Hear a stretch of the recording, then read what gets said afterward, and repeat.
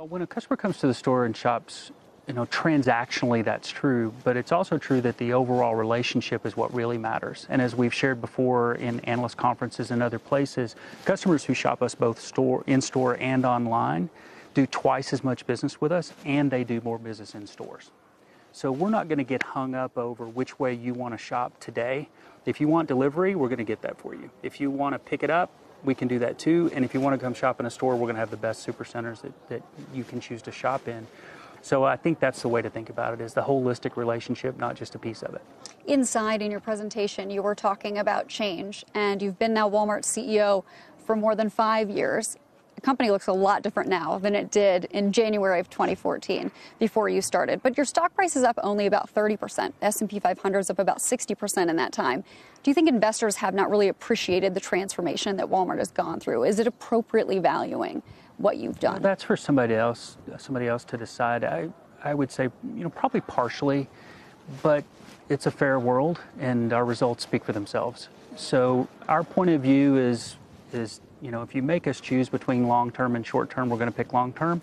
Both matter. The quarters matter to us, but we're trying to position the company for another generation, and we're trying to be good stewards as we do that, manage our costs, manage our capital, deliver an appropriate return during that transformation period. But no doubt, we're making a bet on change. We're going to build this e-commerce business. We're going to make the most of the food opportunity that we have, but we're going to build a non-food e-commerce business too, and we're going to put them all together, and that will take some investment. I'm pleased with the investment choices we've made in our people. We've raised wages, we've invested in training, our retention's getting better. Wages are going to continue to go up, and they're continuing to go up within Walmart, a market at a time, and that's the way that we'll approach that. But we'll also invest in these training academies. We've got 200 of them now. We'll invest in equipment, as we have been, that our associates can use in store. So there's a people investment, there's a technology investment, there's an e-commerce investment, but we have to make some other good choices, as I believe that we are, to drive productivity so that gets funded by ourselves to the greatest extent possible, and that's what we're trying to do. So it sounds like you don't see it necessary to do another big wage increase, that you're doing it market by market or store by store as is necessary.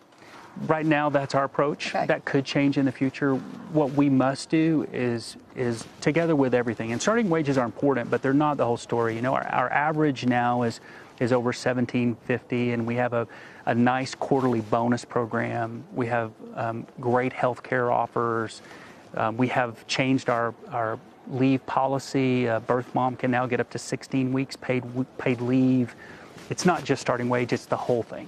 And when you get the balance right in the whole system that you have, retention will go up. And that's important to us strategically because we want our associates to be with us longer so they can pick up these new skill sets as tasks change and automation takes hold in certain jobs. I was in this store this morning talking with an associate whose job had been eliminated and a new one had been created. And her name was Grace Marie. And Grace Marie said, I've been with the company 28 years and this change is hard. But these new skills that I'm picking up, I'm committed to. And the one thing I've learned from Walmart is that we're family, and if you embrace change, everything's going to be okay. That's the kind of person we're looking for, and to have them stay with us, there's a balance of investments, not just the starting wage rate. I want to clarify something quickly there. You said the average rate was $17.50. That's with pay and benefits, or that's the average rate, just pay? That's pay with cash bonus, but not with health care. Okay. And you talked a little bit about the change with Grace Marie and changing jobs. How do you see the current job market? You employ 1.2 million people around the world, the largest private employer. Will Walmart always need that many associates with all the technology you're putting into the stores? That's a great question, and I don't know for sure what this will look like over a longer time period. But so far what's happening is new jobs are being created, like the personal shoppers we're using for grocery pick, as other jobs are being changed or in some cases eliminated. So I wouldn't rule out still needing, a really large number of people, but I do stress that for us, retention and training are part of our strategy. So, if we can handle the rest of this through attrition because we're just not hiring as many new people, we'd rather do that than to lose the people that have been with us for a longer period of time.